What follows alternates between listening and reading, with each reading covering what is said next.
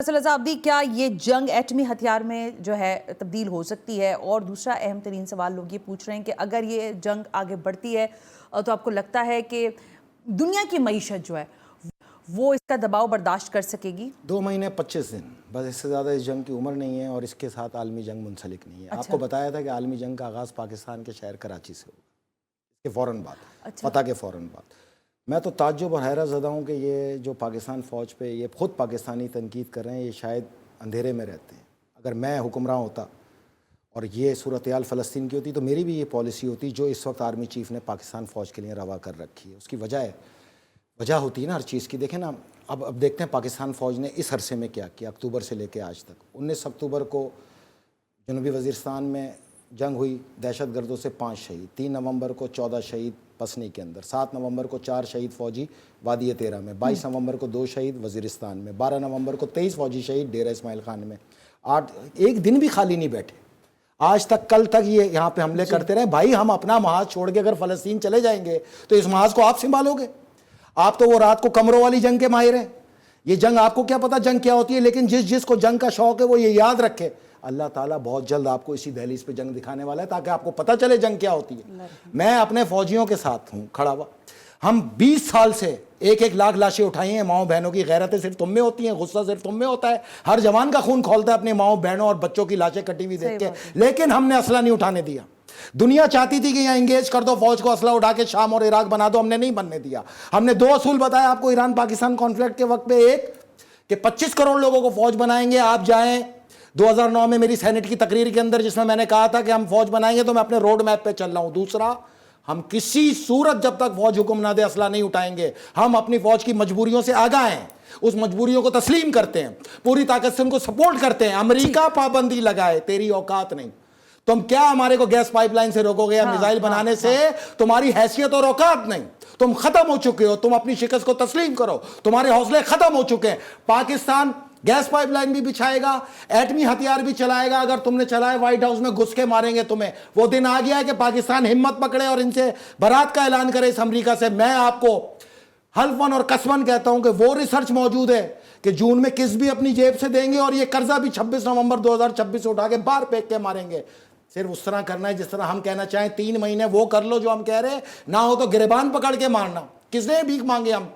جس عالمی بندے کے پاس آپ جاتے ہو کہ پاکستان میں انویسٹمنٹ کرو، وہ پہلا سوال پتہ کیا کرتا ہے کہ پیپلز پارٹی اور نون لیگ کے عہدیدار اور وزیروں کی 500 ارب ڈالر کی جائیداد باہر ہے، پہلے ان سے تو واپس لاؤ، پھر ہم بھی لے کے آتے ہیں انویسٹمنٹ۔ ہم لے کے آئیں، یہ چوری کریں، یہ ڈاکے مارے اور پھر اٹھا کے باہر لے جا کے محلات خریدیں، اس لیے آپ نے کرنا ہے، آپ فیل ہو جائیں گے۔ میں آپ کو وہ ریسرچ دوں گا کہ جون میں یہ قسط ہم اپنی جیب سے دیں گے۔ اگلا پروگرام کریں اس پہ۔ آپ یہ کہہ رہے ہیں 26 نومبر 2026 پاکستان میں 1 روپیہ قرضہ نہیں ہوگا، انڈیا کو برباد کر دوں گا۔ یہ پروگرام ریکارڈ بھی ہو رہا ہے اور لائیو بھی ہو رہا ہے، ادھر ہی بٹھاؤں میں آپ کو 26 نومبر، بھلے میرا پروگرام ہو یا نہیں ہو، آپ کو آکے ثابت کرنا پڑے گا اگر آپ نے نہیں کیا تو۔ اگر میں زندہ رہا، انشاءاللہ میں نے آپ سے کہا ہے کہ یہاں 2 سال کی مولا علی بات ہے، نے مجھے ڈیوٹی یقین ہے میری اس خطے میں دی ہے نا، انشاءاللہ۔ وہ یہ ہے کہ میں شیعہ سنی اتحاد بنا کے ایک بازو فوج کا سنی بناؤں، ایک شیعہ بناؤں، اور اس اتحاد سے ان عالمی طاقتوں کے دہشت گردوں کے منہ پہ مارو تماچا، ان کو قتل کر کے اس پاک سرزمین کو ویسے ہی پاک کریں گے جس طرح فلسطین کے اندر اسرائیلیوں کو قتل کر کے کریں گے۔ پاکستان کی معیشت کی زبوحالی کے نمبرز ہیں نا، وہ میں اگر لے کے بیٹھتی تو میں آپ سے بات کرتی اگلے پروگرام میں، یہ وعدہ رہا کہ میں لے کے بیٹھوں گی۔ یہ جنگ بھی مومن لڑیں گے، یہ جنگ بھی یہاں جو خارجیوں سے مومن لڑیں گے۔ پاکستان فوج اور اس کے ساتھ جو شیعہ سنی اتحاد شانہ بشانہ چلے گا، یہ مومنوں کی فوج ہوگی۔ انشاءاللہ یہاں شکست دیں گے ان خارجیوں کو، 3 باتیں آپ نے مجھے کہی ہیں دیں گے۔ لیکن میں جاتے جاتے ایک بات بتاؤں، اگلے 20 دن میں ان گائیں کی عمر پوری ہو رہی ہے، لال گائوں کی، اسرائیل وہ جو پہنچی ہوئی ہیں، اگر وہ 30 ماہ سے اوپر گئی نا تو ان کے لیے وہ قربانی بیکار ہے۔ تو اب جو بھی ایکشن ہونا ہے اسی 20 سے 25 دن کے اندر ہونا ہے بیت المقدس میں۔ مطلب دوبارہ مجھے تھوڑا سا 1 لائن سمجھا دیں، ٹائم ہے میرے پاس۔ یہ جو لال گائیں ہیں اس کی عمر 30 ماہ ہونی چاہیے ان کے تلمود کے مطابق۔ ایک دن بھی اوپر ہوا تو ان کی قربانی اور جو مقصد ہے ان کا ہیکل سلمانی کا فوت ہو جائے گا، جو ہونا ہے 25 دن میں ہونا ہے۔ اور میں ان کو آپ کو پچھلے پروگرام میں بتا کے گیا ہوں، 40,000 مجاہدین نے محاصرے میں لیا ہوا ہے۔ کس دن کے لیے لیا ہوا ہے؟ تم آؤ گے تو ہم بھی موجود ہیں، ہماری لاشوں پہ سے گزر کے جاؤ گے بیت المقدس۔ بیت المقدس انشاءاللہ فتح ہوگا. اور یہ گائے پاکستان جو بھی میں آپ نے کہا یہ جو لال گائے ہے یہ ذبح ہوگی یار جس طرح 20 دن ہم کے اندر؟ بکرے نہیں ذبح کرتے, ہاں ہاں اس طرح ان کا بھی دینی تعلیم جی وہ مجھے پتا ہے, ذبح کریں لیکن آپ یہ کہہ رہے ہیں کہ 20 سے 25 دن کے اندر ہونا. 24 اپریل سے اس کا ٹائم شروع ہوگا, اچھا, اور انہوں نے 15 مئی سے پہلے اس کو ذبح کرنا ہے, ورنہ اس کی عمر اوور ایج ہو جائے گی.